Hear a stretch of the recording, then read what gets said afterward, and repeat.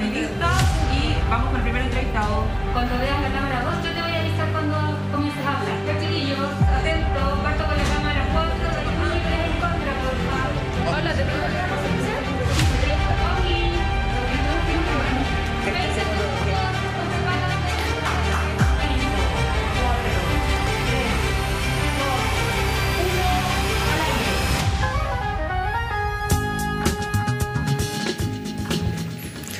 La derecha chilena se apresta a incurrir en su tercer maridaje con el extremismo autoritario.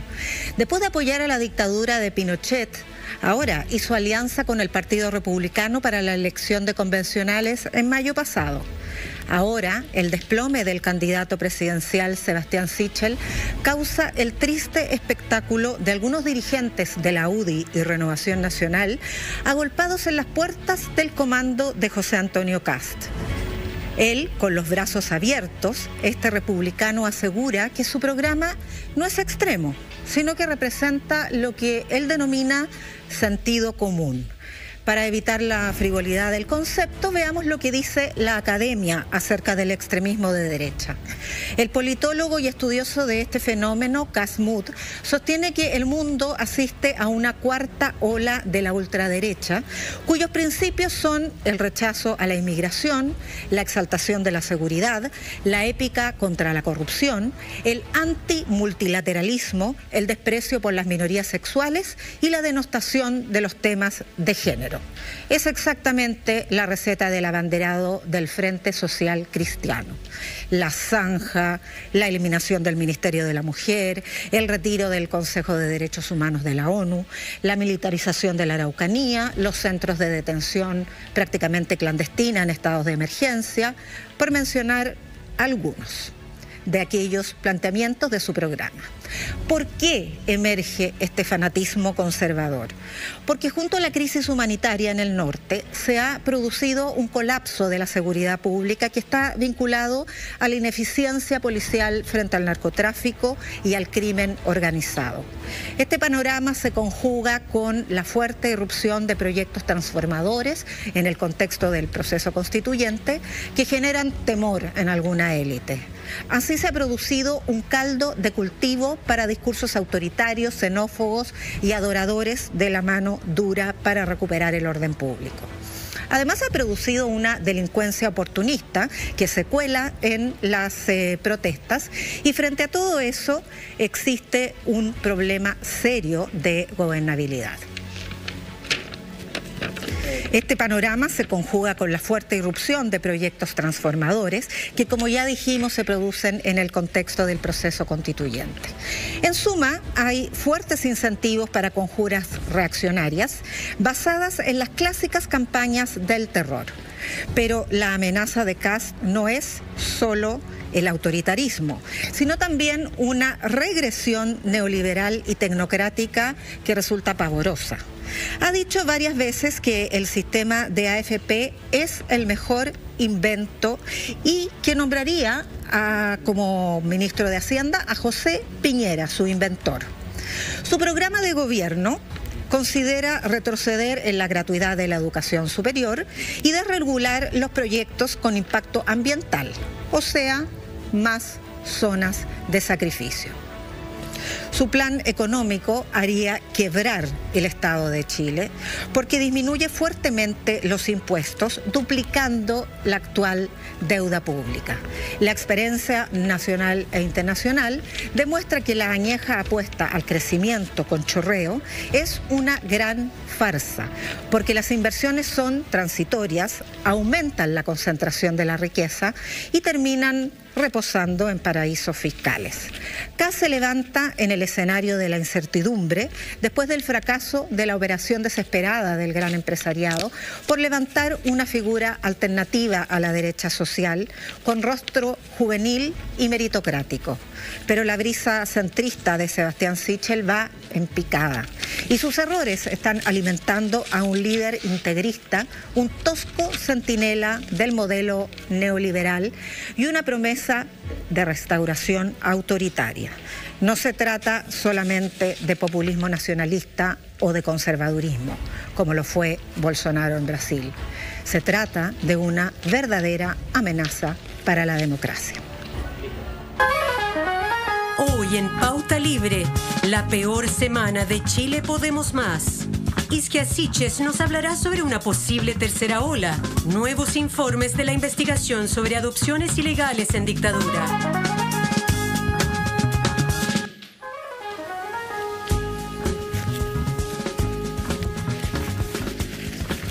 Muy buenas noches. Bienvenidas, bienvenidos todos a esta emisión muy especial de domingo 31 de octubre, pasadito a las 10 de la noche, en vivo y en directo.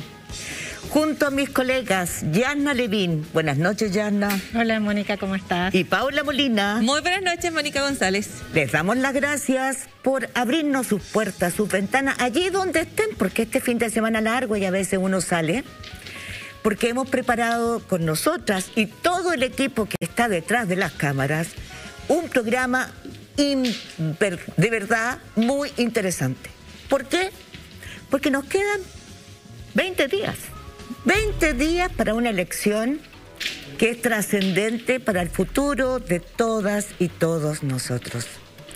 Y por eso, cuando cunden en las noticias falsas, en la campaña del terror, cuando el cielo a veces se tiñe de incertidumbre, de esperanza, de miedos, yo me quedo con la esperanza. Nosotras, todo el equipo de Pauta Libre, quiere apostar por la esperanza y decirles, vamos a informarnos, porque esta vez vamos a votar pensando en que no es cualquier elección y necesitamos construir un futuro mejor para todas. Así que vamos a partir con esta semana que ha sido intensísima, con una breve corrida de todas nosotras para darle paso a nuestras invitadas, porque hoy día tenemos dos temas gravitantes. Isquia Siches, presidenta del Colegio Médico, que nos puede hablar de dos cosas que son tan relevantes la una como la otra. La tercera ola, que se comienza a sentir, y los programas de gobierno en salud, que son vitales para lo que viene. Y luego el escándalo de las adopciones ilegítimas, ilegales, que han causado tanto sufrimiento, que se han destapado en Suecia, pero que aquí se destaparon hace mucho tiempo, y el rol que tuvo en ello una mujer importantísima, Constanza del Río, ella misma adoptada ilegalmente. Empezamos contigo, Paula. Muy bien, muy buenas noches. Quizás lo primero es frente a una conversación pública tan marcada por las expectativas respecto a lo que va a ocurrir en las elecciones. Para mí, lo más adecuado es pensar en la necesaria reflexión personal propia que debe acompañar el proceso de la votación. Yo tiendo a desconfiar un poco de una conversación que está tan guiada por las encuestas que sabemos efectivamente no cuentan, de acuerdo a los testimonios que dan en off y en on, quienes se las realizan, no cuentan con los recursos suficientes hoy día como para dar una fotografía realmente adecuada, precisa, clara en torno a lo que está pasando. No sabemos realmente cómo se está moviendo la intención de voto. Tenemos algunos atisbos, vemos cómo se mueven los partidos políticos, pero yo creo que en realidad esta es mi impresión, no sabemos. Yo quiero recordar que las elecciones o las encuestas no solo se equivocan de manera tan intensa, tan profunda, cuando no dan con lo que va a ocurrir en las votaciones para la Convención Constituyente y para el apruebo, ¿no es cierto? Pero tampoco dan ni de cerca con los resultados de las primarias. Tampoco le achuntaron, porque allí se estimaba que Jadwe y Lavín eran y serían los candidatos para estas presidenciales, y resulta que ni siquiera están hoy día en las consideraciones. Entonces yo creo que lo primero es, por lo menos desde mi punto de vista, apuntar a que estamos trabajando con encuestas cuyos resultados la verdad no conocemos y cuya efectividad no podemos dar por cierta. Y luego yo, frente a los temores, porque esta es una noche de Halloween también, en que se han tomado las calles... Noche de brujas. Se han tomado las calles niños y niñas disfrazados en una cuestión que a mí me pareció muy bonita desde que empezó a llegar esta fiesta a Chile y que tiene que ver con que las personas recuperan un poco de comunidad, de espacio público. De dulces. De dulces, de travesuras, y lo pueden ver quienes hayan estado circulando durante el día de hoy, ¿no es cierto? Cómo se ven estos grupos de personas que a lo mejor el resto del tiempo están o más bien en sus casas o más bien en sus espacios privados y que esta noche salen, y a mí me parece que cuando se recupera la calle, la comunidad, el barrio, cuando uno va a pedirle al vecino un dulce, yo creo que hay algo que se empieza a tejer. Pero en el tema del miedo que pueden dar ciertos avances o ciertos retrocesos, yo quiero recordar que quizás, y me lo pregunto, la rapidez con la cual tantas figuras de derecha que yo creo que hasta hace pocos meses o semanas se querían reconocer como centro derecha, ya se quieren reconocer derechamente como derecha y parten más rápido de lo que fue el Partido Republicano detrás de Donald Trump a correr para la candidatura que aparece más hacia la derecha, ¿no es cierto?, la de José Antonio Kast. Pero quiero recordar que en el segundo gobierno de Piñera, cuando comienza el segundo gobierno de Piñera, también hay un discurso que tiene varias similitudes con el del candidato Kast, el de su candidatura, ¿no es cierto?, rebajar impuestos. Piñera llega en su segundo... Es que ese discurso ha estado siempre presente, ¿no? Claro, pero el primer gobierno de Piñera quizás no tanto ni con tanta fuerza, pero si tú, y recordarán muy bien, ¿no es cierto?, tras Michelle Bachelet, Piñera llega al gobierno prometiendo inmediatamente una rebaja de impuestos, prometiendo inmediatamente cambiar lo que se había hecho en la reforma educacional. No es tan distinto. Llega además e instala en su gabinete a figuras que son, yo diría, más o menos cercana a los planteamientos de José Antonio Kast. No sé qué opinan, pero Gerardo Varela en educación, recordarán, no es una persona que yo... recuerdo. Pero tú no lo habrías descrito como una persona de centro derecha, más bien... No, de lo es que su frase, acuérdate lo que provocaron. Derecha sin complejos. Lo mismo, Roberto Ampuero era una figura que se instala en Cancillería y que venía desde la Fundación para el Progreso. O sea, estas ideas que ya son de derecha sin complejos, como decía Piñera en su momento y como yo creo que se podría plantear respecto a la candidatura de José Antonio Kast, ya estaban en el segundo gobierno de Piñera con mucha fuerza. Solo lo dejo como un apunte para una conversación que a lo mejor está planteando al fenómeno de Kast como algo más novedoso de lo que realmente es. No quiero de alguna manera menospreciar las tendencias hacia ideas más autoritarias que circulan en todo el mundo, como apuntaba Yasna, pero creo que en el caso chileno, como siempre, todo es a la chilena. Yo no estoy de acuerdo, ¿eh? Señora Yasna Levin. No del todo. No, hay varias cuestiones con las que coincido. Me parece excelente que no estén de acuerdo. Pero creo que el autoritarismo en su expresión tan dura como la de Kast es más bien un fenómeno de restauración. Durante el gobierno de Piñera hubo un triunfo bastante holgado, lo que segurizó mucho para imponer recetas tradicionales de la derecha o de la centro derecha tecnocrática, pero lo que hoy vivimos está muy impulsado por la campaña del terror, por un contexto de transformaciones que es la convención constituyente y el discurso de los candidatos y la candidata de centro izquierda y de izquierda. Es más bien una reacción temerosa del conservadurismo. Ahora, ¿qué tan real es eso respecto al futuro electoral? Efectivamente, las encuestas no nos ayudan mucho. Las encuestas sí permiten tener una idea de lo que piensan los 14 millones de chilenos y chilenas, pero no nos dicen nada respecto de lo que piensan los alrededor de 7 millones de chilenos que sí votan. Puede haber ocurrido, y por eso es que se han producido todos estos errores, pero si nosotros consideramos la trayectoria de un año de profusas elecciones, 6 convencionales, concejales, alcalde, el plebiscito antes, los gobernadores, las primarias, y en todas ellas el triunfo de la centroizquierda, sumada o dividida, es abrumador. Entonces, ¿qué podría haber pasado en un par de meses como para que cambiara tan radicalmente el escenario? A mí no me cuadra. Y normalmente lo que nos dicen las encuestas y los y las analistas que se basan demasiado en ellas es un empate. Si para la Convención Constitucional íbamos a empatar, la derecha y la centroizquierda iban a tener más o menos el mismo peso en la convención, no sé si se acuerdan, esas eran las predicciones. Hoy día en la encuesta de Activa, que es la que coloca a Kast en el primer lugar, también si sumamos a Kast, Parisi, Sichel, son más o menos 37 puntos. ¿Te corresponde lo de Parisi? Parisi, si es de derecha, dice. No, te corresponde donde lo ubican las encuestas.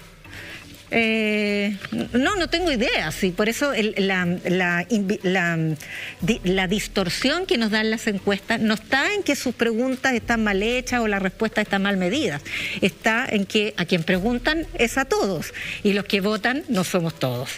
Y la predictividad, es decir, esta idea del voto probable nunca se ha validado. El CEP trató de implementar una metodología en su primera medición después del voto voluntario y se hicieron la autocrítica y no han logrado dar con una mejor manera.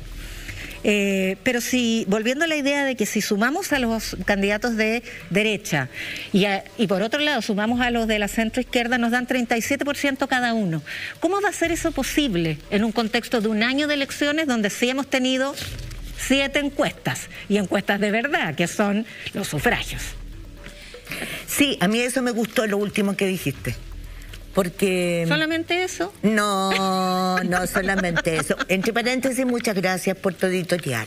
Pero no fue lo único. Me gustaron también cosas, o sea, es que yo estoy, para serle franca, con una preocupación. Yo siento que hay un 50% de personas que están habilitadas para votar, que incluso en la votación más importante que tuvimos en mayo, para la convención, que votó más gente, para los constituyentes, no votó. O sea, hay un 50% de personas que no se pronunció. Y ese 50% de electores puede cambiar totalmente el panorama si es que votara un 25% de ellas.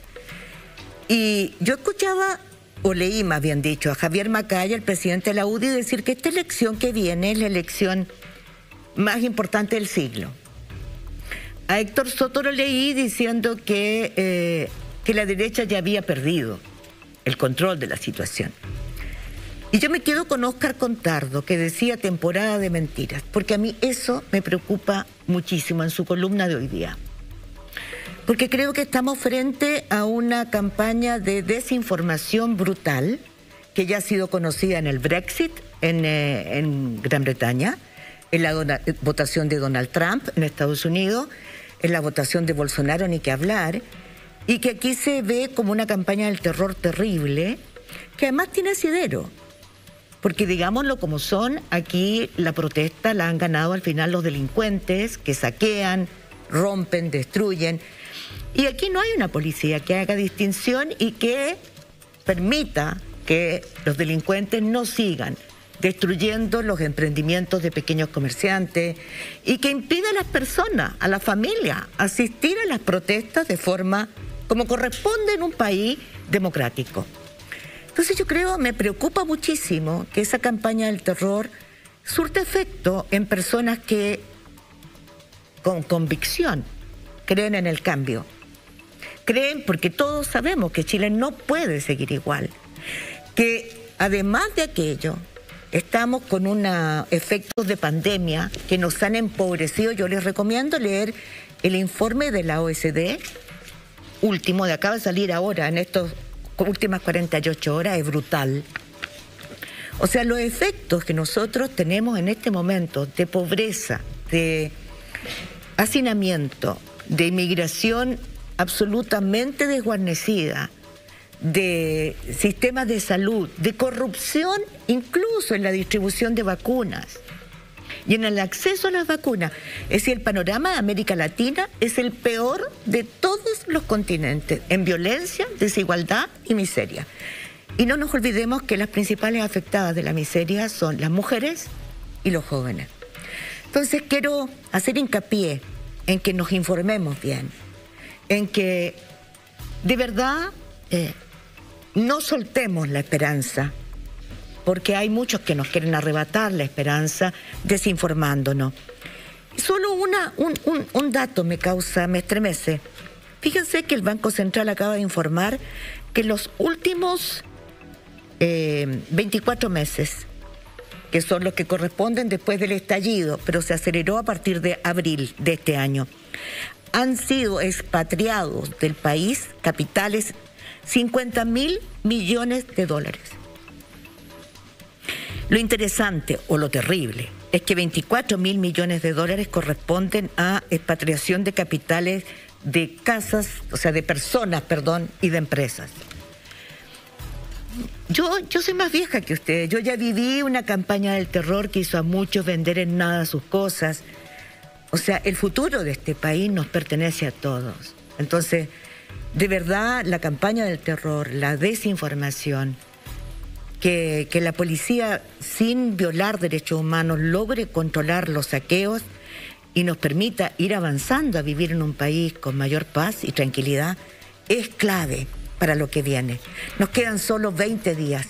Muchas gracias, a nombre de todo nuestro equipo, por abrirnos sus puertas, por prestarnos atención, porque aquí estamos, pues, para seguir profundizando en temas que tienen que estar sobre la palestra, porque lo que viene es muy complejo. Ahora vamos a ir a un corte y a la vuelta, sin tregua, vamos con Isquia Siches.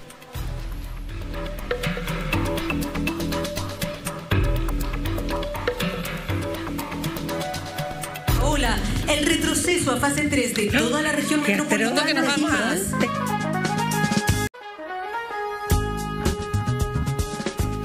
Aquí estamos de vuelta con la doctora Isquia Siches, presidenta del Colegio Médico. Muy buenas noches, doctora Siches. Muy buenas noches, muchas gracias por la invitación. Muy buenas noches a todas. No, es un agrado tenerla aquí porque estamos enfrentando un momento muy complejo, ¿no? Fíjese que seguimos sin mirar la cifra de muertos. Son 48.645, un poquito más, juntando con PCR confirmados y sospechosos. Es una cifra brutal, ¿no? Desde marzo del 2020. Y estamos enfrentando esta tercera ola. ¿Cree que estamos preparados, doctora? Bueno, una difícil pregunta. Creo que no es a mí a la que me la tiene que realizar, sino más bien al gobierno, pero desde nuestra perspectiva hay varios aprendizajes que esperábamos que en esta tercera ola ya tuviéramos en vista, y nos preocupa sobre todo cómo se han debilitado algunas estrategias que deberían estar muy solidificadas en el escenario nacional. Por ejemplo, la estrategia de trazabilidad. Ustedes recordarán que hace muy poco el gobierno definió revertir la estrategia desde los territorios, lo cual desde nuestra perspectiva fue un error. Lo bueno es que en las últimas reuniones que han tenido con los propios municipios se ha revertido aquella acción y esperamos que se vuelva a fortalecer el abordaje de los brotes desde los territorios y ojalá lograr contener en algo la expansión. Hay varios aprendizajes además que pueden quedar en las medidas que el gobierno puede tomar en la actualidad, y esperamos que este próximo lunes, el día de mañana, ya se anuncien nuevas acciones por parte de la autoridad. Perdón, disculpe, pero en octubre, ahora recién se anunció que no se renovó el vínculo laboral a cerca del 39% del personal. 8.500 personas y que están contratadas a honorario a jornada completa durante la pandemia, y que las 313.500 van a seguir hasta diciembre. Se hicieron dos acciones, unas a nivel hospitalario, la cual nosotros también pensábamos que había que redistribuir ese recurso humano para poder enfrentar la avalancha de atenciones desplazadas, y otra que fue desde atención primaria, que además fue muy desafortunada la forma, porque fue un día antes de finalizar el mes donde se le avisa a los distintos municipios a nivel nacional que al día siguiente tenían que desvincular a las personas. Equipos que había costado consolidar, que había todo un aprendizaje en torno al enfrentamiento, y que hoy día al parecer hay un retroceso en aquella acción por parte del Ministerio de Salud, pero como si esto no estuviera anunciado. Nosotros hace un par de meses le señalamos al país que en el contexto de la variante Delta había que estar preparados para distintos escenarios, y evidente uno de ellos era uno no tan alentador como había planteado el gobierno. Todos esperamos que los resultados fueran muy buenos para el país, pero hay responsablemente que estar preparado para un escenario negativo. ¿Yasna? Sí, doctora Siches, ustedes en junio, cuando había 7.000 casos diarios, presentaron una propuesta al gobierno que partía con un lockdown fuerte, el cortocircuito de 3 semanas. La propuesta no la recibieron el gobierno, más bien fue bastante criticada por el oficialismo al menos. Sin embargo, la baja fue bastante exitosa, producto, entre otras cosas, de acuerdo a los especialistas, del proceso de vacunación. Entonces, ¿había un error en la propuesta del Colegio Médico?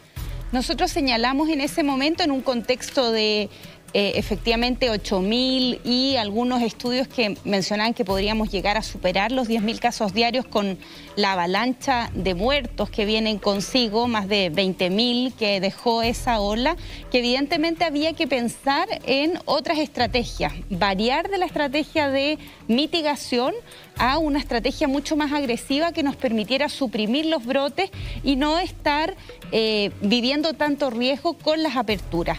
Efectivamente, esa propuesta nunca la pudimos conversar con el Ejecutivo seriamente. Desde nuestra perspectiva, es una estrategia que hubiera reducido la cantidad de fallecidos y hubiera quizá retardado la integración de la variante Delta y también nuevos aumentos en los casos. Obviamente sí hay que reconocer que la baja, no solamente en Chile, sino que también en Latinoamérica, por lo cual uno tampoco puede saber cuánto es el peso de la vacunación en esa medida, fue muy intempestiva, tal como usted refiere. Desde nuestra perspectiva, era una propuesta que era responsable, que ha sido la perspectiva que siempre ha tenido el Colegio Médico. Más que un error, sí creo que comunicacionalmente no fue muy bien comunicada, porque creo que había muchas medidas basadas en evidencia en esa propuesta que pudieron haber sido acogidas por el gobierno. Bueno, de hecho el ministro París se mofaba, decía, hemos bajado cada día que seguía bajando, y la verdad es que era muy alentadora la situación en ese periodo, y decía, claro, el Colegio Médico, si hubiésemos acogido su propuesta, diría que era gracias a ellos, y en cambio hemos tenido estos logros gracias a la vacuna. ¿Había una cierta desconfianza en la vacuna Sinovac también, o no era la única variable para considerar este escenario tan riesgoso? Más que una desconfianza en la vacuna, creo que hay que reconocer, en honor a la verdad, que es una muy importante estrategia. Todos debemos vacunarnos, seguir vacunando a los rezagados, pero hasta la fecha en ninguno de los países que tiene altas tasas de vacunación, más del 70% de su población vacunada, ha demostrado tener un efecto poblacional de inmunidad de rebaño todavía. Lamentablemente ese efecto todavía no lo podemos ver. Es por lo mismo que con los expertos que nos asesoran estamos muy preocupados en no desmantelar las estrategias clásicas de salud pública en concomitancia con la vacunación. Hay que seguir vacunando a las personas, pero no podemos solo depender de esta estrategia.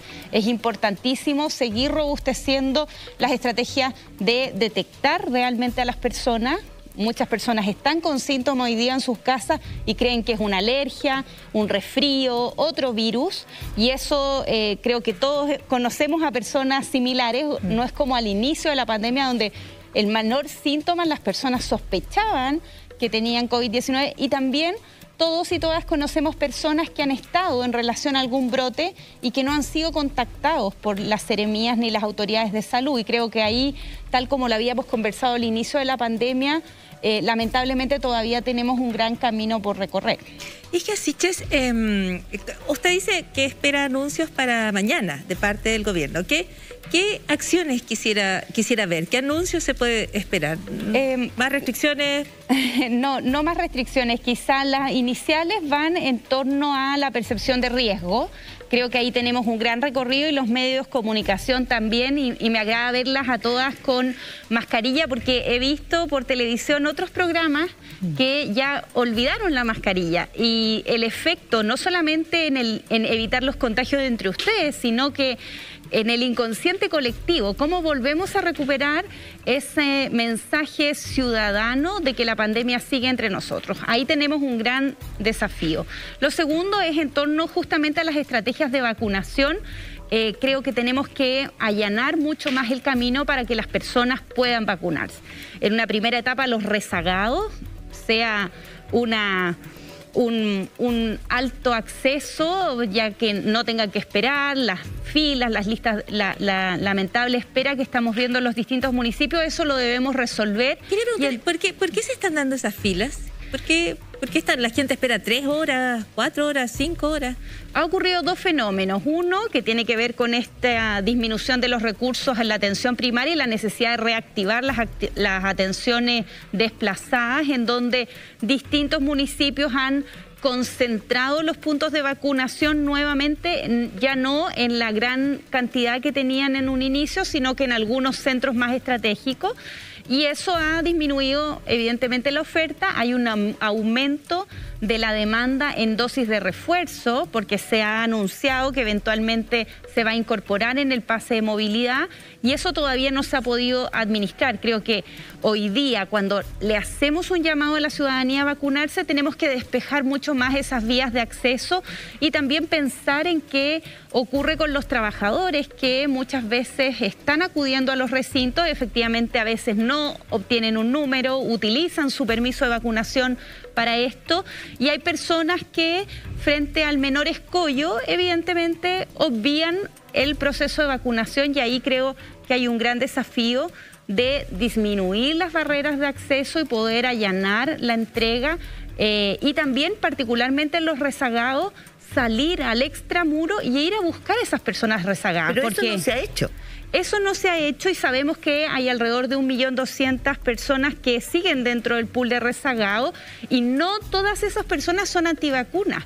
Muchas de ellas o no han tenido espacio para acudir o tienen algunas reticencias, pero si las vacunas llegan a la puerta de su casa, a su lugar de trabajo, o un acceso mucho más directo, efectivamente se van a vacunar. Y de hecho pensábamos en algunos espacios, ya sea como ocurría en otros campos laborales, cuando las mutualidades vacunaban en influenza, también se podría hacer un fenómeno similar, o hacer una fila independiente para las personas rezagadas que no han recibido ninguna de las dosis de vacuna. Obviamente tenemos que acelerar el proceso para que ojalá la cantidad de fallecidos y enfermos graves no sigan engrosando los números que ya lamentamos en nuestro país. Perdón, pero la pregunta de la Paula yo la enfocaba más bien en si estamos en una tercera ola, como dice este equipo multidisciplinario que se creó en la Universidad de Santiago, que aplican un modelo, ¿no es cierto?, de viendo cuáles son los patrones en los primeros momentos de las olas y en los últimos. La región metropolitana es la que está peor de todas. Entonces yo la enfoco en la pregunta de la Paula y estoy pensando en todos aquellos que nos están hoy día escuchando con preocupación por lo que viene, porque empieza de nuevo la preocupación, ¿no? ¿Cuáles, a su juicio, ante el Colegio Médico, debieran ser anuncios importantes, ya sea ir a buscar a los rezagados, pero desde el punto de vista de la trazabilidad, que estamos todavía muy atrasados?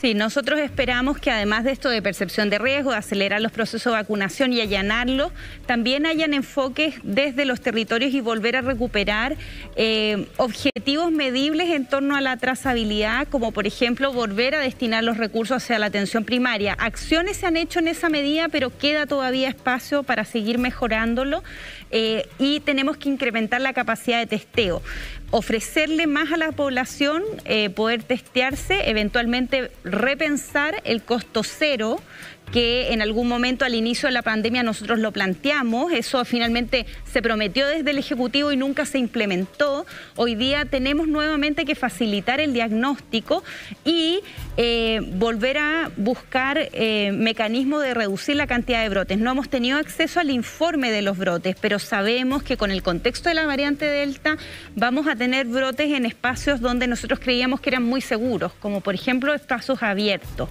Hemos visto que en los estadios han ocurrido brotes, un espacio que era abierto, que uno pensaba que era de bajo riesgo, pero cuando uno ha visto los partidos de fútbol ve a las personas aglomeradas. Es lo que ocurrió con el equipo de Colo-Colo, ¿no? Y lo mismo ocurre con la reducción de los aforos. Por ejemplo, en algunos de los estadios se puede usar en etapa 4 más de 30.000 personas, en etapa 3 26.000. No tiene mucha coherencia en torno al impacto que pudiera tener un aforo, sobre todo si la gente está muy reunida. Y por eso es muy relevante lo de la percepción de riesgo. Pero tal como usted señala, la tercera ola ya se ha visto a nivel mundial, está pesando sobre todo en los países europeos, y nuestro llamado es ojalá a no esperar que esta se consolide, no esperar los 3.000 casos para poder poner las luces de alerta, sino el día de hoy hacer algunas acciones que nos permitan reducir y poder familiarizar. Me imagino que hoy mismo muchas personas en sus casas, quizás no las que nos están viendo, pero otros, algunos vecinos y vecinas por allá, están teniendo actividades de reunión masiva, hacer que esas reuniones sean al aire libre, intentar mantener algunas medidas de contención y evidentemente quienes tengan síntomas, no pensar que es un resfrío, una gripe o una alergia, sino que efectivamente puede ser un contagio COVID-19, porque recordemos que esta variante además puede ser menos sintomática. Entonces, si no nos testeamos, tenemos poca capacidad de detectarlo. Yana, doctora, esta semana usted tuvo un periplo político con los candidatos presidenciales para analizar con ellos sus programas. ¿Por qué partió con Kast? No fue una definición muy pensada, quizá ese fue algo que deberíamos haber analizado un poco más el impacto. Nosotros hicimos un sorteo justamente porque podíamos ser criticados externamente por partir con algún candidato que le pudiéramos dar algún tipo de preferencia, y antes de el señor Kast estuvo Marco Enrique Ominami y el candidato Parisi. El candidato Marco Enrique por temas de agenda tuvo que postergar y el candidato Parisi, todavía entiendo, no ha llegado al territorio nacional. Por lo mismo partimos con José Antonio Kast, lo cual tuvo un importante impacto mediático, mucho más del que nosotros esperábamos, y creo que ahí pecamos algún grado de ingenuidad en torno al impacto que podía tener partir con ese encuentro. O sea, tanto sí que el candidato Artés ya no se quiere reunir con ustedes y que el presidente de la CPC, Juan Sutil, la consideró una mujer a otro nivel. O sea, de pronto sí, creo que los bonos en un sector. Creo que el impacto mediático no tuvimos ahí un muy buen timing, pero sí creo que también pecamos de ingenuidad de cómo iba a ser abordado por los distintos medios de comunicación. Habían algunos GC que señalaban que nosotros apoyábamos al candidato y se difundieron algunos videos en esa línea, y quiero clarificar que nosotros nos reunimos con todos los candidatos presidenciales, bueno, menos con el candidato Artés, y Parisi lo teníamos agendado para la próxima semana, pero no sabemos si va a llegar al país.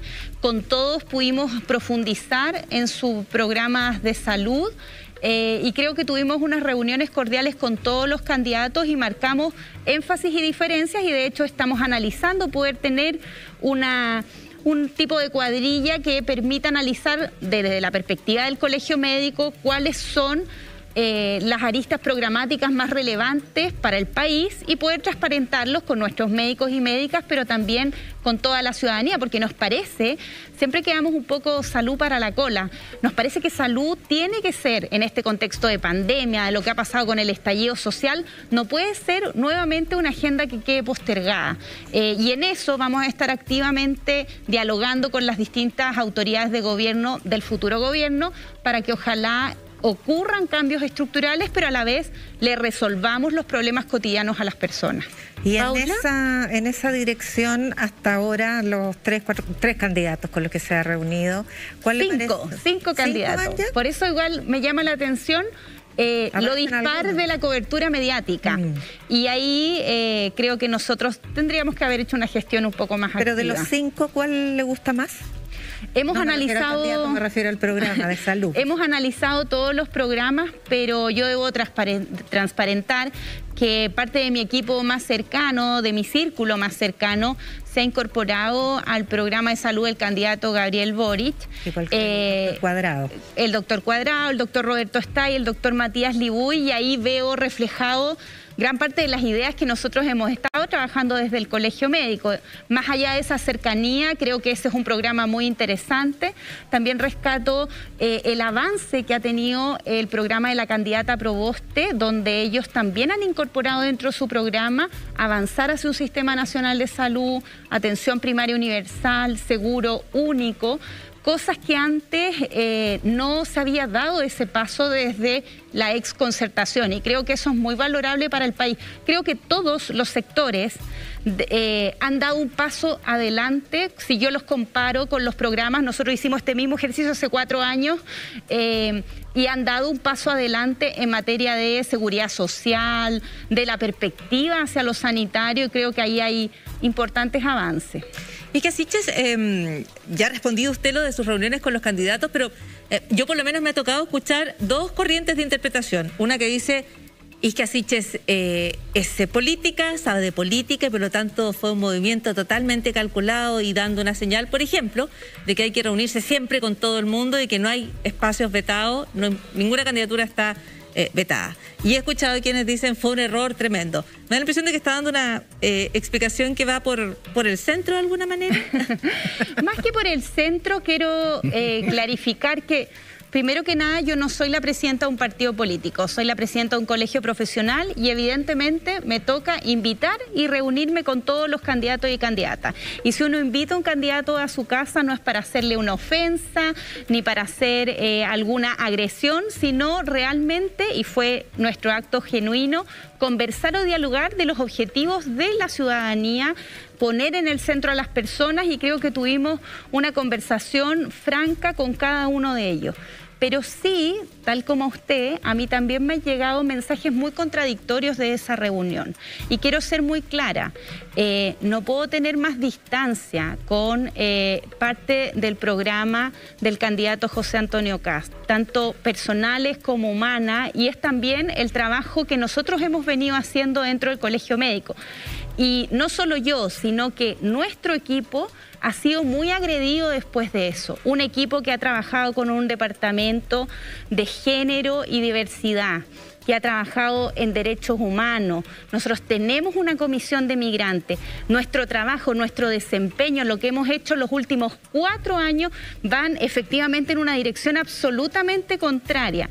Entonces, más allá de lo que ocurra conmigo, sí me sentí muy agredida por el trabajo de aquellos equipos que se sintieron muy interpelados, particularmente el Departamento de Género y Diversidad, que ha hecho un trabajo impecable todo este tiempo. De hecho, en el contexto del Día de la Visibilidad Trans, el catastro, mirando siempre políticas de avanzada, desafiando a la propia conducción del Colegio Médico, y lo mismo en materia de derechos humanos.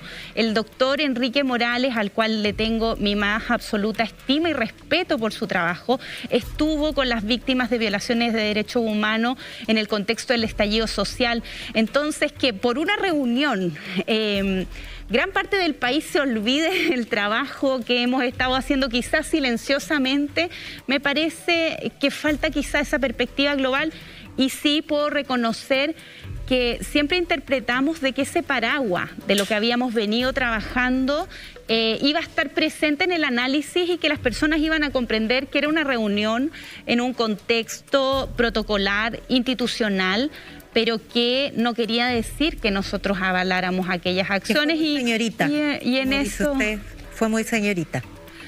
Más que señorita, creo es que... lo que corresponde, ¿no? Creo ¿Usted que... es el presidente del Colegio Médico? Sí, una reunión, efectivamente yo pude haber hecho una locución más tácita en algunos ámbitos, pero me parecía, y ahí quizá erré, porque efectivamente el equipo o las repercusiones no fueron tales, pero creo que el trabajo que hemos desempeñado, no solo yo, sino que estos departamentos, la gente que está trabajando desde el Colegio Médico, da cuenta en los hechos, no solamente en la retórica, que nuestro trabajo efectivamente tiene muchas distancias con acciones que están en ese programa. Y yo misma el día de mañana podría ser víctima de persecución política si ese programa de gobierno se materializara en nuestro país.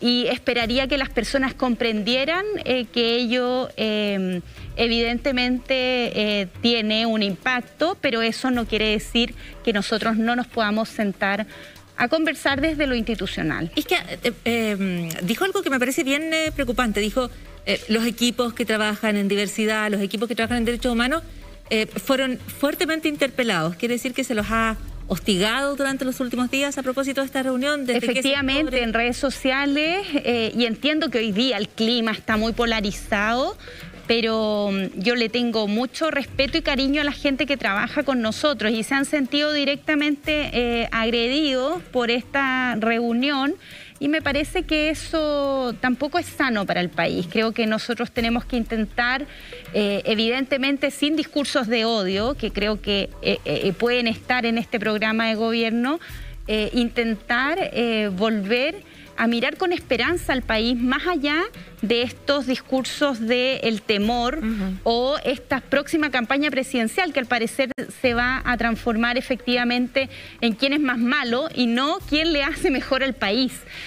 Yo me siento parte de ese 80% del país que está esperanzado, que piensa que en nuestro país pueden pasar cosas buenas, pero ello requiere que también todos bajemos un par de cambios y tengamos la templanza y la sabiduría de ver que esa construcción de ese país no es automática y depende de las acciones de cada uno de nosotros.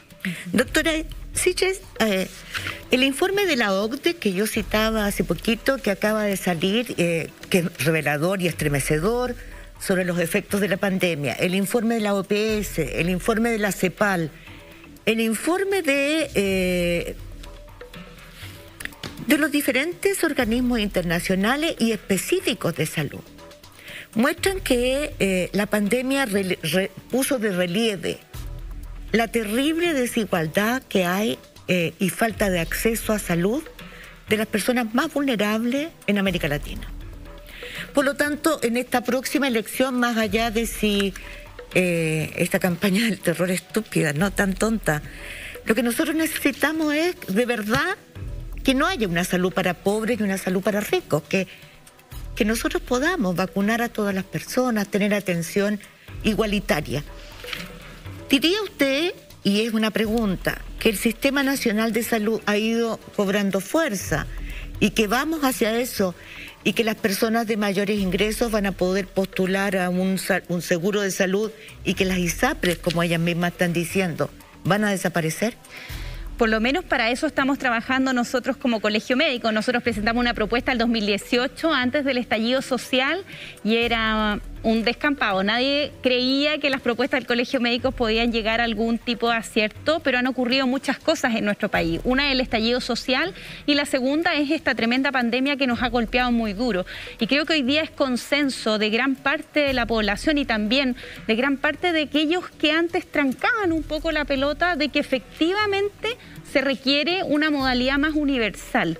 Y lo he conversado con todos los candidatos y con distintos grados creo que hay una concepción de que efectivamente lo que teníamos como ISAPRE y FONASA en nuestro país ya no puede seguir. Y todos los programas de gobierno dan un paso de avanzada hacia allá. Ya no permiten lucro, ya no permiten que no tengan compensación por riesgo. Eso es transversal. Y desde nuestra perspectiva, hoy día nosotros hemos conversado con la Academia Completa. La Católica hace muy poco lanzó un documento donde ellos también se hacen cargo del seguro único. Hoy día creo que los caminos se han ido alineando y hay un espacio para que primero hagamos un consenso en torno a seguridad social en salud para tener un seguro único, pero yo no me quedaría solo ahí.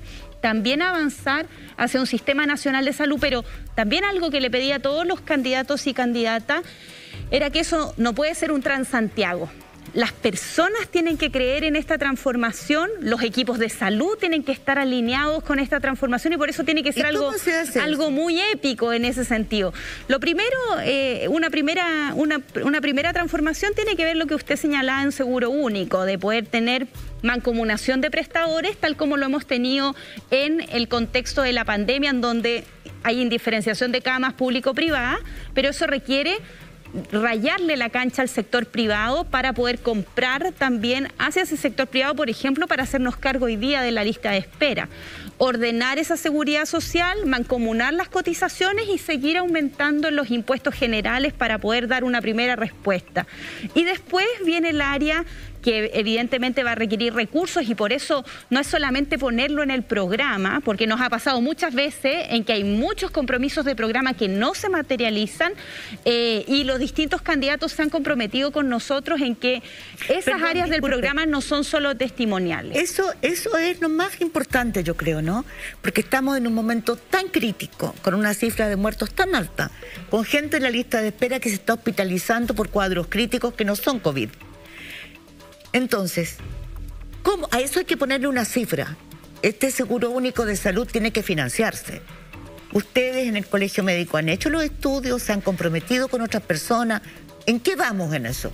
Bueno, desde que nosotros hicimos nuestra propuesta, el 2018 ya la hicimos de la mano de varios economistas que hoy día están en los distintos equipos de gobierno y vemos que hay un espacio para efectivamente hacer esta transición y tal como usted señala, poder dar respuesta. Y hay algunas acciones que de hecho nosotros le hemos exigido al gobierno poder implementar el próximo año, que eso depende de este gobierno, el gobierno del presidente Sebastián Piñera, que es, por ejemplo, materializar lo que ha indicado la propia Comisión Nacional de Productividad, que permite duplicar la capacidad de los pabellones hoy día en Chile, que depende de aumentar la dotación, no de médicos, de técnicos paramédicos, de técnicos de enfermería a nivel superior en todos los hospitales para poder aumentar el horario de funcionamiento de los pabellones. Esa fue una propuesta de la comisión que se le entregó al presidente Piñera en el 2019, todavía no se materializa a pesar que las listas de espera han ido aumentando. Esas acciones que no vienen del Colegio Médico, que no son de un sector, vienen de la Comisión Nacional de Productividad, tienen que haberse aplicado hace años y todavía no lo vemos. Creemos que hoy día hay un importante escenario y así también, como a mí me ha tocado leerme todos los programas de salud, veo amplios consensos, incluyendo de los distintos, todos los candidatos, y esas acciones hay espacio para poder hacerlas. Yo creo que hoy día estamos en un escenario y aunque entendemos que las personas, los pacientes no marchan, yo me comprometo con nuestro país que nosotros no vamos a descansar hasta que efectivamente las acciones sanitarias, el acceso a la salud no siga dependiendo de la capacidad de pago como ocurre en la actualidad, y creo que ese no es solo hoy día un compromiso del Colegio Médico, hay distintas acciones, hoy día tenemos organizaciones de pacientes y la perspectiva de que salud podía seguir descansando como había ocurrido en todos los otros gobiernos, creo que eso ya se agotó y hay un escenario mucho más alentador y por eso, aunque fue sacado un poco de contexto, yo estoy muy esperanzada por el desafío sanitario en nuestro país. Hija Siches, bueno, me voy a tomar la recomendación de bajar 2 cambios como una recomendación médica. Me parece que puede ser buena para cada una de nosotras y en general para el país. Me gustaría preguntarle, porque escuchándole hablar de los programas que ha leído, las reuniones que ha tenido con las candidaturas presidenciales, no solo esta vez, sino que también la anterior, y del entusiasmo con el que habla de los cambios necesarios en salud y de sus esperanzas. ¿Tiene ganas de ser candidata en algún momento? ¿Se le ha estado acercando la idea? No en esta elección, que ya que estamos, faltan 20 días, pero me refiero, ¿lo ha ido acercando en su horizonte? Más que candidata, creo que me interesa que a nuestro país le vaya bien. Y yo creo que hoy día estoy muy disponible a seguir trabajando desde nuestro Colegio Médico, una arista sanitaria. Creo que nuestro colegio en el contexto de la pandemia ha crecido en su impacto y eso lo vamos a utilizar para hacerle bien al país. ese es nuestro afán en la actualidad. Tendría que evaluar en otro contexto, pero hoy día estamos mirando ese desafío sanitario y creemos que podemos aportar mucho desde el Colegio Médico. Justamente, independiente de quién vaya a ser el próximo presidente o presidenta de Chile, creemos que el rol del colegio, que siempre le hemos dado toda nuestra solidaridad, apoyo a los gobiernos de turno, otra cosa es que los gobiernos no lo hayan querido tomar, pero creemos que podemos ser una buena contraparte para poder también facilitar y dialogar. Justamente lo que hicimos, aunque hemos sido muy criticados en su momento de reunirnos con quienes el día de mañana van a estar en gobierno o en la oposición, es lo que tiene que hacer cualquier persona que quiere gobernar y avanzar en un país, y para eso siempre vamos a estar disponibles. Y no visualizo en la actualidad elecciones ni nada por el estilo, pero sí, no solamente yo, sino seguir trabajando con muchos y muchas que desde lo sanitario, que es el ámbito que yo más conozco, están sumamente disponibles para trabajar por esa transformación sanitaria en Chile hoy. ¿Y qué espera de la Convención Constitucional para que el derecho a la salud sea real?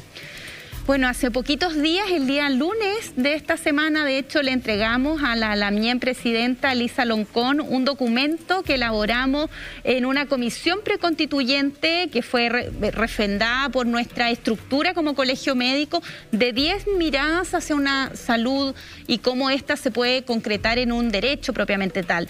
Y nosotros entendemos que hay muchas de estas definiciones de cómo queremos que funcione el sistema sanitario, pero salud es mucho más que el sistema sanitario, evidentemente. Hay muchos otros ámbitos en torno a la salud medioambiental, la mirada en las primeras naciones, la mirada feminista, varias agendas más, pero en concreto es la mirada de cómo funcionan los servicios de salud, muchas cosas que pueden delinearse en esta nueva Constitución y que va a requerir una comprensión y un análisis de toda la ciudadanía, y creo que va a ser un debate que puede justamente poner la bandera de hacia dónde vamos a transitar, porque no va a ser el cambio en salud, no va a ser con una varita mágica de la noche a la mañana, va a ser una transición, va a ser un recorrido largo que no va a depender de un solo gobierno, pero ese norte lo podemos fijar y referendar todos los chilenos y chilenas en que ya, si se enferma una persona, termina siendo el problema de todos y todas, y ya no es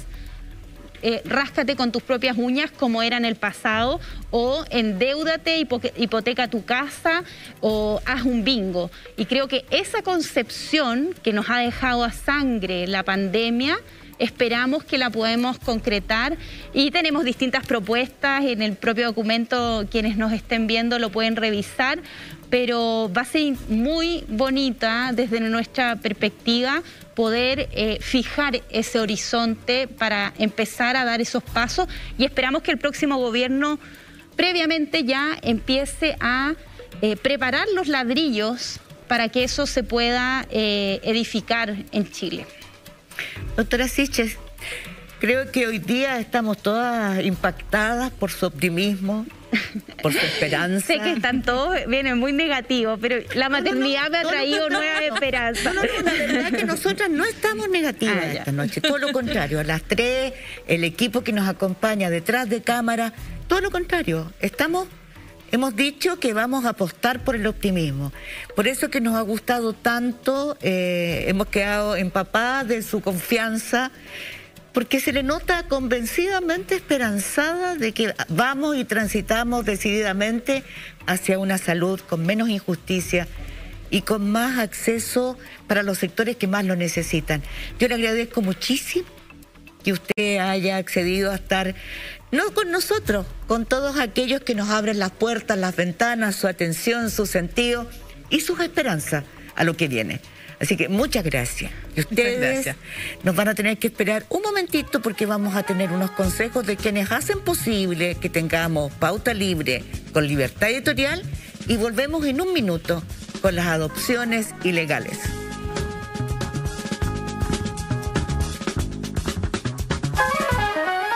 En instantes hablaremos de la investigación que Suecia realiza sobre supuestas adopciones ilegales en dictadura. Muchas gracias por habernos esperado y por abrirnos su casa, su atención, insisto, en esta noche especial. porque vamos a hablar de un tema muy complejo, muy doloroso.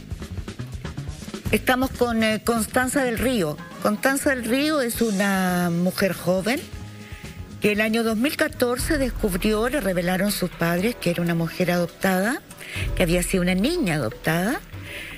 Muy poco después, CIPER, el Centro de Investigación Periodística, hizo una investigación donde se reveló que el sacerdote Joanom, junto con un médico, el doctor Monkever, habían formado una red que funcionaba especialmente con niños de familias de clase alta, que les daba vergüenza que una de sus hijas fuera madre soltera, pero también con mujeres solas, pobres.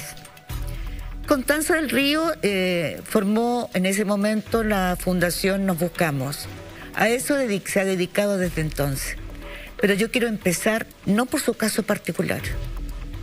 Quiero empezar porque Constanza del Río jugó un papel importantísimo que es desconocido, muy desconocido, en un escándalo que está remeciendo en estos días a Suecia y que debiera remecer a nuestro país, porque un diario que en sueco no lo sé pronunciar, les digo de inmediato, pero que en español se llama Noticias de Hoy Día o del Día, reveló las redes, citando a una historiadora chilena, que unieron al régimen de la dictadura de Pinochet, régimen cívico-militar, con un grupo de inspiración nazi en Suecia para realizar adopciones o tráfico de niños, porque el término adopciones ilegales no es el que corresponde, es tráfico de niños, y que tenían un trasfondo político y un trasfondo de engaño y de dinero.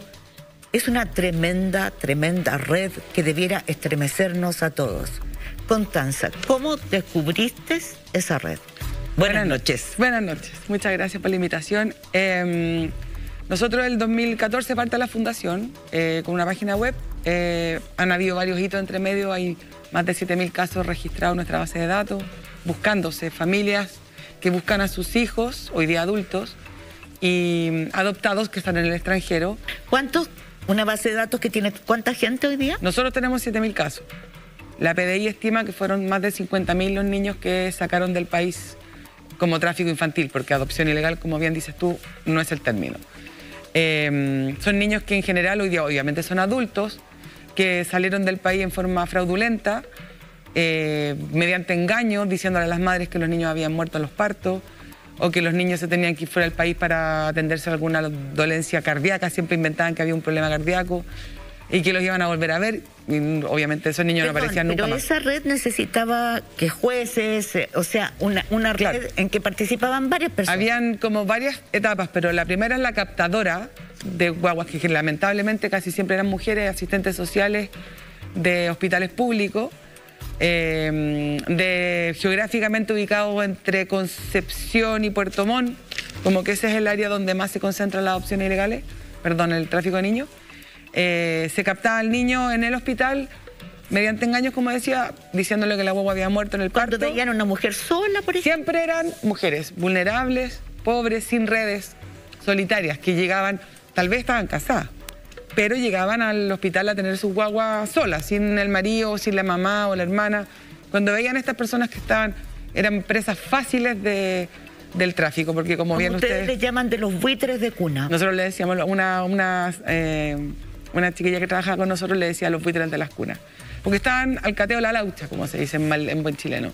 Si veían entrar a personas que venían solas, sobre todo primerizas, que tampoco entendían muy bien cómo eran los partos, con miedo, asustadas, con dolor, o sea, aprovechándose de todas las situaciones, estas captadoras tomaban a los niños y pasaban a la segunda etapa, que era el juez. El juez o la jueza, que también eran mujeres, están súper identificadas. Ellas recibían dinero por esto. Obviamente, todo esto era por dinero. Aquí nadie lo hacía, nadie robaba una guagua de un hospital público por salvarlo de la pobreza o del aborto o todas estas eufemismos y mentiras con las que justifican el tema. La jueza daba la tuición. Primero se registraba en el registro civil chileno. Normalmente se registraba con el nombre que iba a recibir en el otro país. ¿Qué países estamos hablando? Suecia. Ahora estamos hablando de Suecia. En Estados Unidos también sucedió mucho, en varias partes de otros países de Europa. El niño recibía este número, su RUT, su nombre. La mujer daba la tuición, en el caso de Suecia, a Ana María Elgren Söderqvist, que está involucrada en todas las adopciones irregulares, perdón, el tráfico infantil. ¿Cómo se llama? Ana María Elgren Söderqvist, que ella es una mujer sueca nacionalizada en Chile, que todavía está viva y que vive en la dehesa.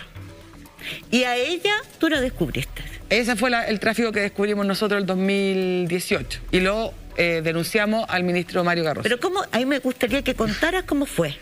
Es que fue un milagro eso, fue realmente un milagro. Fue persiguiendo varios casos, siempre se repetía la misma dirección, que es Monseñor Miller 38, que es una dirección que está cerca de la Plaza Italia, Providencia.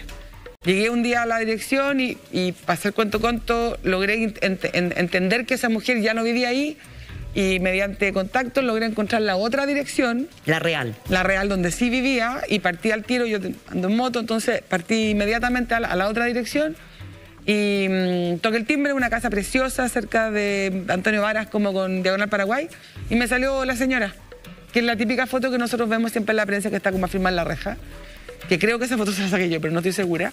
Y ella me dice que ella se llamaba Telma Uribe, esta era la asistente social. Esta asistente social, de a poco yo le fui entrando un poco en confianza. Yo sé que abusé, o más bien como investigadora trataba de llegar más allá.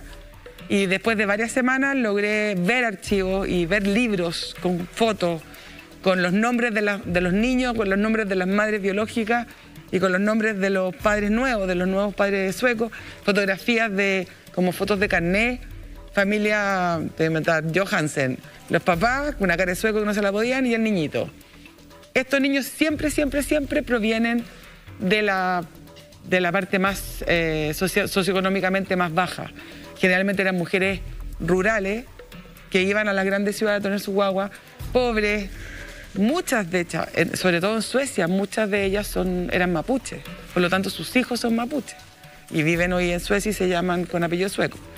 Un caso, disculpa Constanza, de que apareció en Interferencia el año pasado, el testimonio de Alina Namuncura, y es una red que afectaba a mujeres, bueno, y sus bebés del pueblo mapuche. Sí, pues, yo te diría que hoy día Suecia, después de que descubrimos a esta Telma Uribe, ella me muestra esos archivos. Yo inmediatamente, junto con la Mónica Geldres, fuimos hacia... La jueza. Con la jueza, que ella es muy partner de la fundación. Denunciamos con el ministro Carroza. El ministro Carroza tomó el caso, requisó los documentos de la Telma y empezó a requisar los documentos no solamente de la Telma, sino que de la Julia Muñoz, de la Esmeralda Quesada, que eran otras asistentes sociales que pertenecían a la red encabezada por Ana María Elgren Söderqvist. Como dices tú, muchos de las personas que llegan a la fundación son mapuches. O sea, yo sé que se llaman Olof Johansen X, pero cuando nosotros los vemos en video, inmediatamente entendemos que ellos son del pueblo originario mapuche, porque su contextura, su fenotipo es así.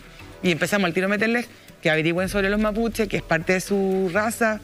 Y acá hay un tema, porque los que sacaron del país, además de quitarle su familia biológica, le quitaron su cultura, su idioma, sus raíces, todo. O sea, quedan completamente desarraigados. Luego de esto, el ministro Carroza siguió con la investigación. Hoy día ya no la lleva el ministro Carroza, la lleva Jaime Almacea. ¿Por qué no la lleva el ministro Carroza? Habría que preguntarle al ministro Carroza. Yo no sé por qué pero no la lleva. ascendió a la Corte Suprema. Yo creo que... ¿Puede seguir? No tiene que ver con eso. No sé, yo no sé por qué el ministro Mario Carroza dejó la causa. A mí me sorprendió, lamentablemente me sorprendió muy... No entendí por qué la agarró Jaime Almacea. No estoy diciendo que Jaime Almacea sea mal juez, ni mucho menos. Pero Mario Carroza es Mario Carroza, entonces era como para que siguiera él. Pero hoy día le lleva Jaime Almacea. Y el 2019 nosotros partimos, gracias a la Cancillería y al Ministerio de Justicia, a Suecia, a trabajar directamente con nuestra embajada. Y de hecho nos tocó el 18 de octubre en Gotemburgo trabajando allá, porque les estaban llegando muchos casos a las embajadas y a los consulados de Dinamarca, Suecia, Holanda, Bélgica, y como que no sabían bien cómo guiar o qué decir o cómo hacerlo. Fuimos como a dar una especie como, no de charla, pero trabajar con ellos colaborativamente. Y atendimos muchos casos y ahí nos dimos cuenta que, claro, en Suecia sobre todo, mapuche, muchos niños mapuche. Que la dimensión de esto era enorme. De hecho, nos juntamos con el MFOF, que yo tampoco sé cómo se pronuncia en sueco porque es imposible, que vendría siendo el Ministerio de la Familia y de los Niños en Suecia. Nos comunicamos con el ministro en sí, tuvimos una reunión el último día, tuvimos una súper reunión con todo el mundo. Y ellos lo primero que nos dicen es, bueno, nosotros estamos esperando que el ministro Carroza o el ministro Jaime Almaceda terminen su investigación para partir la de nosotros. Y nosotros ahí paramos la micro y dijimos, no, pues, tienen que partir la de ustedes ahora porque la de nosotros puede durar los próximos 20 años. Perdón, o sea, hay unos papeles, una carta escrita por el general Pinochet que tú descubriste. Sí.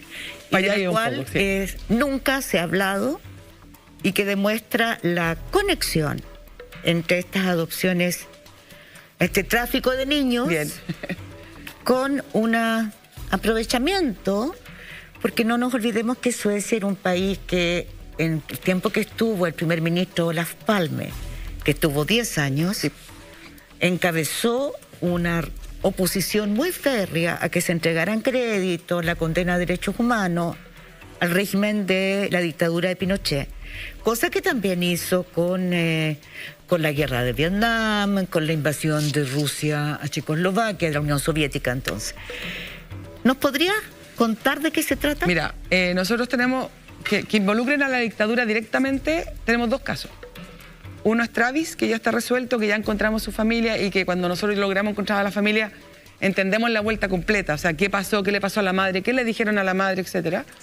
Donde en el caso de Travis está un mayor de ejército involucrado que le entrega una guagua, un niño, un bebé, a un militar norteamericano de la CIA, 5 días después del golpe. ¿De la CIA? Sí, eran militares que estaban, ellos decían que estaban apostados acá, que decían que venían a hacer entrenamiento a la cordillera de los Andes, pero todos sabemos en qué estaban metidos en ese minuto. Y le dice, elige una guagua. Entraron al Van Buren y le dijeron, ¿cuál querí? Como si fueran, no sé, objetos. Y el militar agarró un niño que es Travis y se lo llevó a Estados Unidos. Y de hecho la mamá de Travis también estaba en Chile, la mamá adoptiva. Y la Heleny decía, a mí me pareció muy raro la rapidez. No hicimos ni una fila, no tuvimos que ir a hablar con un juez, nada, porque como yo te contaba al principio, los niños que salieron de Chile en tráfico infantil eran registrados en el registro civil con el nombre que iban a recibir en el país al que se dirigían.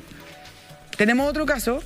Perdón, por lo tanto, Travis fue inscrito con el nombre de su padre adoptivo Travis y su Tolliver, no me acuerdo, Armstrong creo que era el segundo apellido.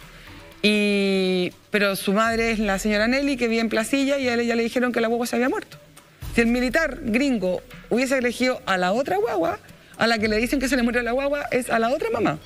Era así de terrible. Y como dices tú, bueno, nosotros fuimos a Suecia y le exigimos al gobierno de Suecia que siguiera con la investigación, que no esperara nuestros resultados, que aquí la cosa funcionaba bastante más lenta.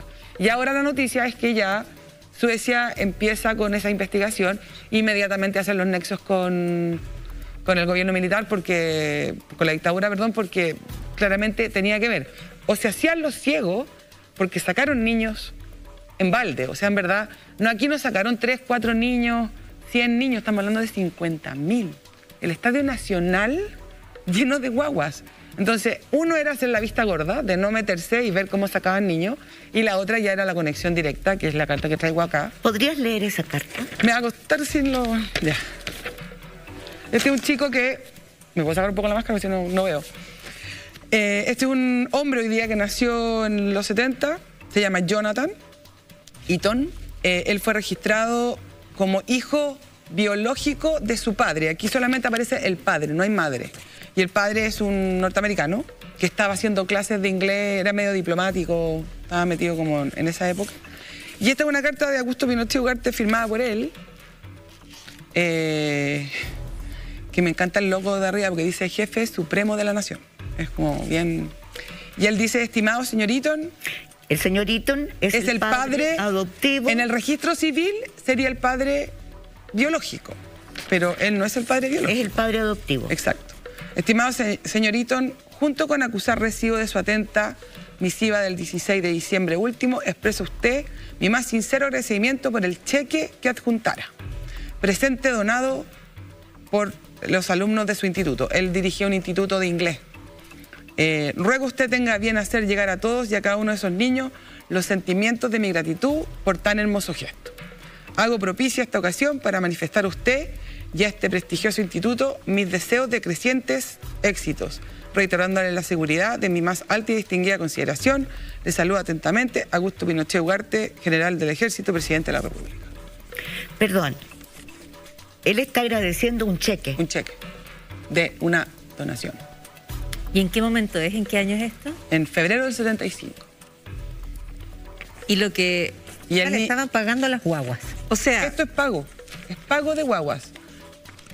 En este caso y en el caso de Travis están involucrados altos mandos, partiendo por Pinochet, del ejército chileno. Perdón, solo para precisar, o sea, lo que está es que el general Pinochet le agradece a un señor una donación a John Eaton y de manera paralela, en la misma fecha, John Eaton... Primero le había entregado la guagua y después... ¿Cuánto antes? Meses antes. Meses antes, después del golpe. Y todo esto pasa al 75, o sea, coincide que Eaton recibe un niño y Pinochet agradece un cheque de Eaton y de su instituto. Y de hecho el niño, que hoy día es un adulto, dice, mi papá pagó por mí. No es solamente la carta prueba que se recibió un cheque en donación.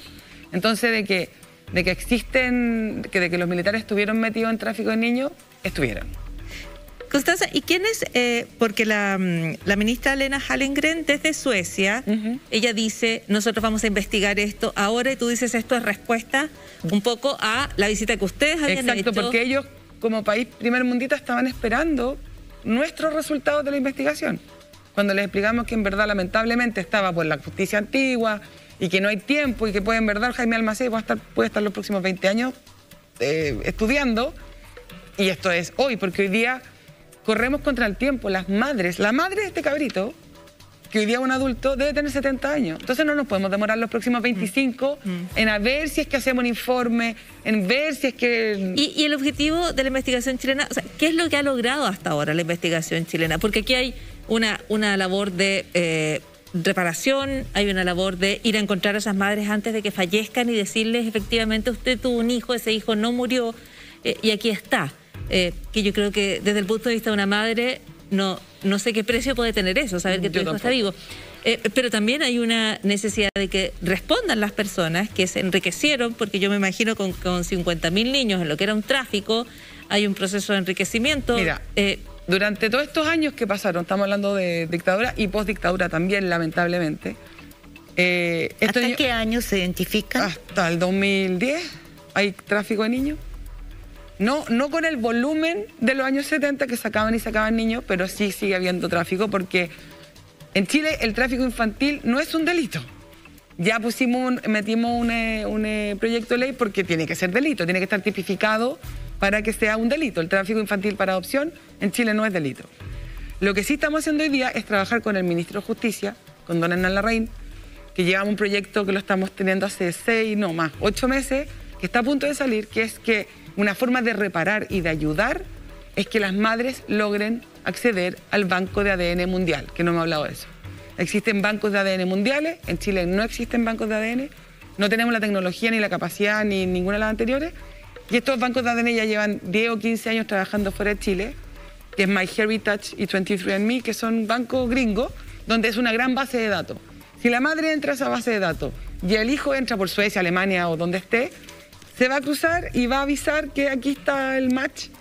Y eso es lo que estamos hoy día preparando con el Ministerio de Justicia y con el Ministerio de Justicia. O sea, el Ministerio de Justicia está colaborando en esto. El Ministerio de Justicia entiende que esto es grave, que es una forma de tratar de reparar o de apoyar o de ayudar, porque yo puedo acceder, tú puedes acceder al banco de ADN, pero una mamá que vive en Cauquene o en Arauco, que de partida al interior para la cordillera, que no sabe realmente lo que es un banco de ADN, es algo que realmente Muchas personas no saben, digamos, yo creo que en Santiago. Bueno, y además, muchas las personas- madres que piensan que sus hijos están muertos no los buscan. Pues César, lo que quiero saber es qué ha hecho la justicia chilena hasta ahora. El ministro Jaime Almaceda tiene la denuncia que yo levanté el 2018 cuando hicimos el tema con Mario Carroza. ¿Ya? Hay más de 700 personas que han declarado en esa causa. 700. 700. Que creo que es poco porque son 50.000, pero es un número súper grande. Se supone que están investigando, pero nosotros no hemos visto una declaración pública hace más de 2 años. Uno de nuestros sueños, y espero que el próximo año resulte, que es con el próximo presidente o presidenta, se declare y se diga esto sí sucedió. Esto lamentablemente pasó en Chile, tuvimos tráfico infantil, vamos a poner todo a disposición para que esto funcione. Y hoy día el ministro de Justicia está, desde lo poco que él puede hacer en este minuto, está tratando de comprar estos kits fuera de Chile y entregarlos en forma gratuita a estas mamás o estas familias que están buscando a sus hijos. Perdón, te voy a interrumpir, porque este es un tema que nos tiene un poco choqueadas, ¿no? Nos tiene choqueadas porque es un tema del que no se habla, porque tenemos que asumirlo, como el del Sename. Están involucradas niños nuestros que fueron arrebatadas a sus madres con engaños, con mentiras, y que han tenido distintos destinos. Les vamos a pedir que nos esperen unos momentitos, vamos a ir a un corte para unos consejos comerciales y de la red, porque vamos a volver con nueva información de Constanza y le vamos a pedir a Constanza que nos cuente su caso del reencuentro y de la búsqueda que tuvo un final muy hermoso.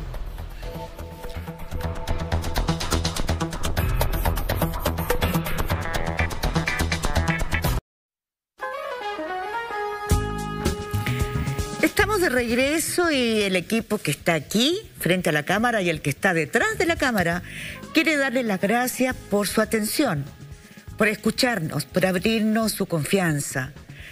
Porque esta noche estamos con una mujer que tiene una historia increíble, increíble, y que nos ha mostrado una carta que nos ha dejado a todos perplejos.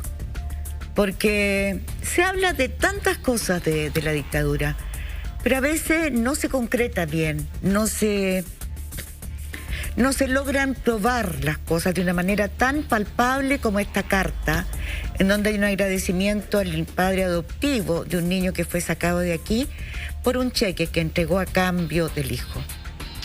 Esa carta la están viendo ustedes en pantalla. Y es producto de la búsqueda de Constanza del Río y su fundación Nos Buscamos. Me gustaría, Constanza, que les contaras a nuestra audiencia hoy día, ¿cómo fue el proceso tuyo, la búsqueda y cómo descubriste que eras adoptada? Ay, mi proceso. Yo hoy día tengo 48.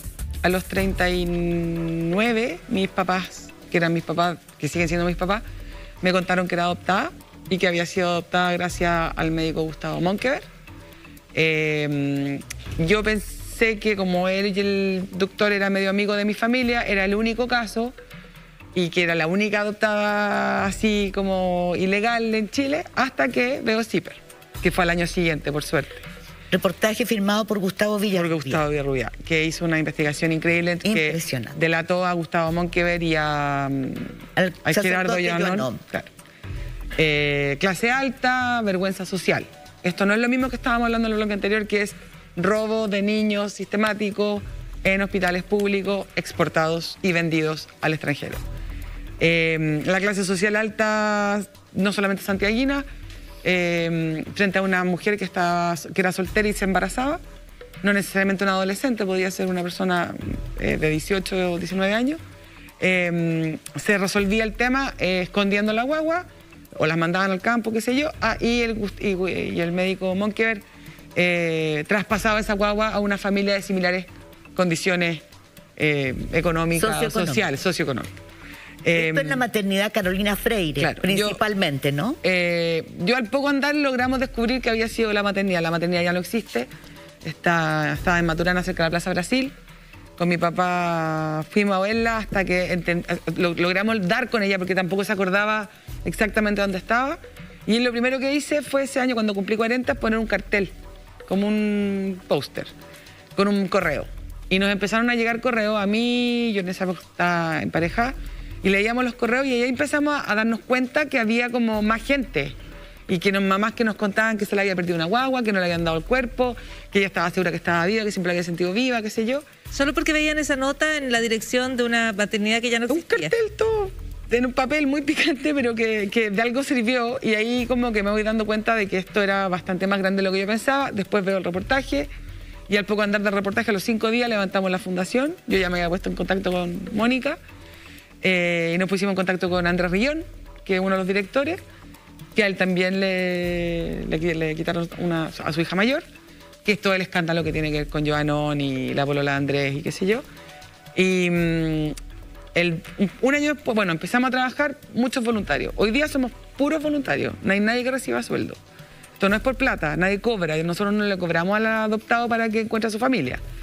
Hemos escuchado muchos adoptados que abogados hoy, o hace un par de años atrás, cobrándoles 20 millones de pesos, 10 millones de pesos, para hacer un reencuentro, que al final es sacar un rutificador, un certificado de nacimiento, que cualquiera de nosotros puede hacerlo, porque juegan con la desesperación del adoptado por encontrar a su familia. Y en tu historia, cuando colocas ese cartel, ¿qué es lo que pasa contigo? Empiezas a darte cuenta de todos estos casos, pero ¿qué pasa con tu búsqueda? No, mira, desde el minuto que yo supe, el mismo segundo que ellos me cuentan, en ese instante yo lo primero que digo es cómo los voy a encontrar.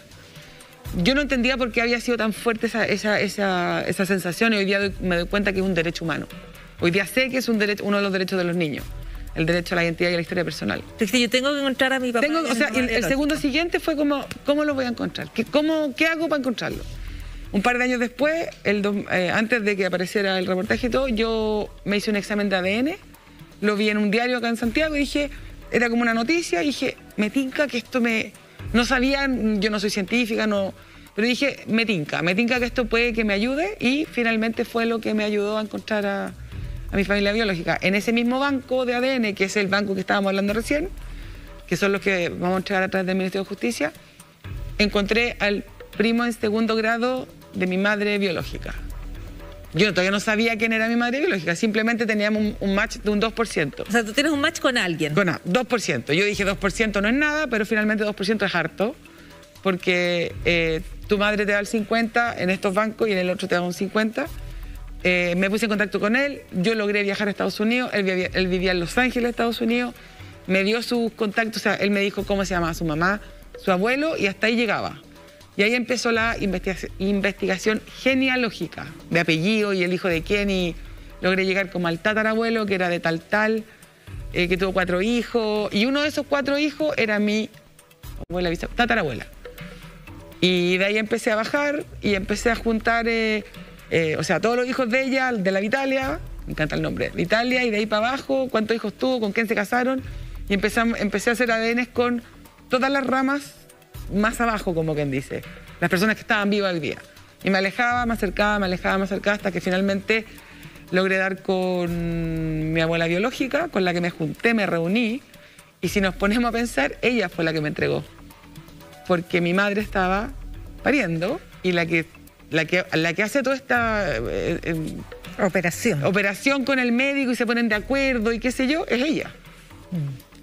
Y nos juntamos en La Reina, en un café en La Reina, conversamos, me dijo, yo tenía un árbol genealógico muy picante, así como hecho a mano en unas hojas de papel pegadas con scotch, y me dice, este está muerto, este es médico, este no sé qué, como que me iba aclarando puntos, y en un minuto ya me dice, esto fue muy difícil para usted, mijita.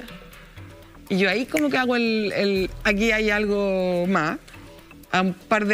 Pasaron como 2 semanas más y la volví a llamar por teléfono, que estaba perdida, que no lograba dar con más gente, que me ayudara. Y ella en ese minuto me da el teléfono de mi madre biológica. Así.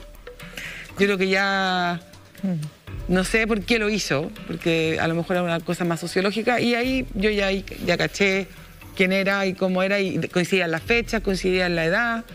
La llamé por teléfono y ella como que me dijo que no sabía de qué estaba hablando. Al día siguiente me mandó un WhatsApp y me dijo, juntémonos en Santiago, porque ella no es de Santiago. viajó, nos juntamos y me lo confirmó.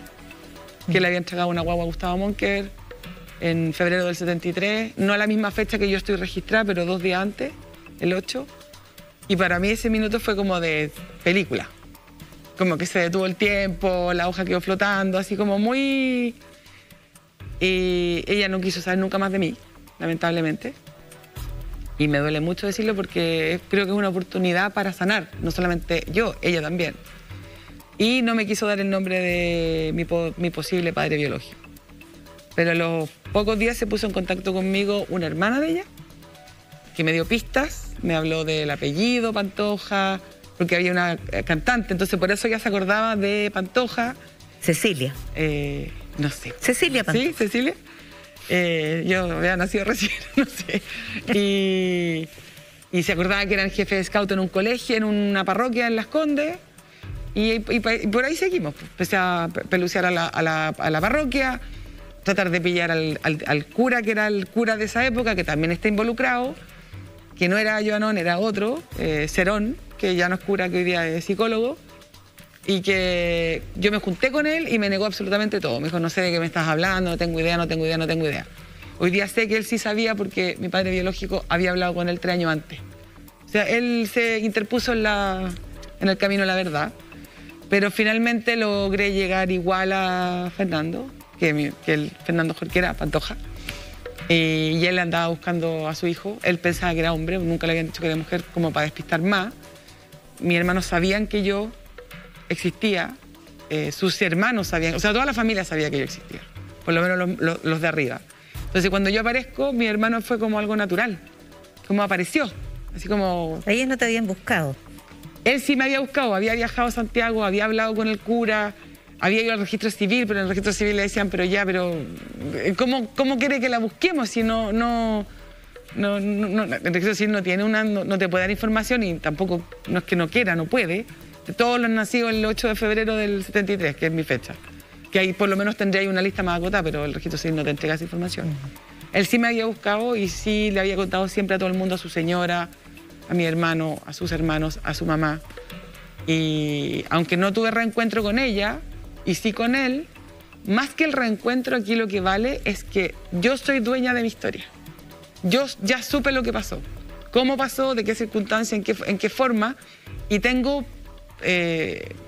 ya sé, entonces finalmente puedo seguir avanzando sabiendo lo que hay para atrás, no pasándome películas que pensara que estoy muerta, pensara que estoy viva. O que te abandonaron. O que me abandonaron, no sé, pero esas películas que uno se puede pasar eternamente. Y hablando de películas, estamos preparando, así también un tema entretenido, estamos preparando una serie. Quería solamente compartir una reflexión, y es que aquí hay tráfico de guaguas, que es una práctica más o menos habitual, delincuencial. Son mafias que hacen estos tráficos. Por plata, por dinero. Claro, por lucro, claramente. Son mafias que, así como la trata de personas, como la comercialización sexual o el comercio sexual infantil, en fin. Pero esto además es una práctica muy propia de las dictaduras y en Latinoamérica. Y latinoamericana, muy latinoamericana. Como en Argentina. Guatemala, Colombia, Argentina, son países que... Y en España, Brasil, fíjate que me encontré con Cautiverio sin fin, que es un libro de los casos que se documentaron en Brasil, de Eduardo Reina, y él hace una descripción de esta práctica que es cortita, no les voy a dar la lata, pero es que es profundamente significativa. Las víctimas de secuestro se convirtieron en una especie de botín de guerra de esos militares. Es el terror de Estado practicado en su máxima fase. Era para demostrar poder.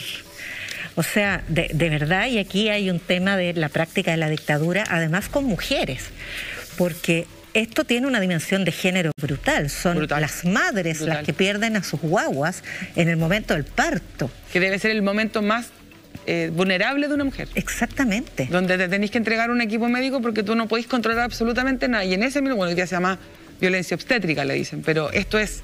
No, es mucho más allá, o sea... esto es tortura, es decir, claro. Así como la violación es una manera de guerra, es una manera de apoderarse de un territorio y violar a las mujeres. No, eliminarte. Es una manera de tortura. Dejarte anulada como persona, reducirte a nada. Exacto, pero así como la violación, esto es una expresión muy similar. no sé si más brutal, porque la brutalidad no es subjetiva. ¿Qué es más brutal que prefieres? Claro, que te violen o que te roben tu guagua? Ninguna de las anteriores. Pero es claramente una dimensión de género. O sea, y hay un tema que va más allá, porque después viene, y aquí sí ya tiene que ver el tema de que las mujeres no podían denunciar. Porque era tan surreal el concepto de que aunque querían denunciar, no les creían. Como, pero si en Chile no se roban las guaguas. Así como, era como... En esa investigación que hizo Gustavo, me acuerdo de madres que encontramos que estaban casadas, habían tenido otros hijos. ¿Cómo le explicaban a su marido y a esos hijos que habían tenido un hijo antes cuando nunca lo habían contado? Bueno, y Constanza habla de la Entonces culpa. nos pidieron que por favor no.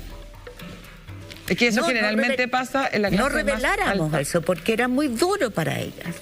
Eso pasa más en la clase alta que en la generación más vulnerable. Ellos, como lamentablemente acostumbradas al dolor, borran como que dejan lo dejan atrás, porque si no se vuelven locas. No podéis seguir adelante, porque yo creo que te roben un niño es como... Mira, te saca de... Mira, yo creo que aquí hay un tema que es fundamental. No puedo dejar de decirlo al finalizar este programa. Aquí la justicia de verdad no funciona. Porque la justicia... mire, yo voy a citar una frase del fiscal Manuel Guerra,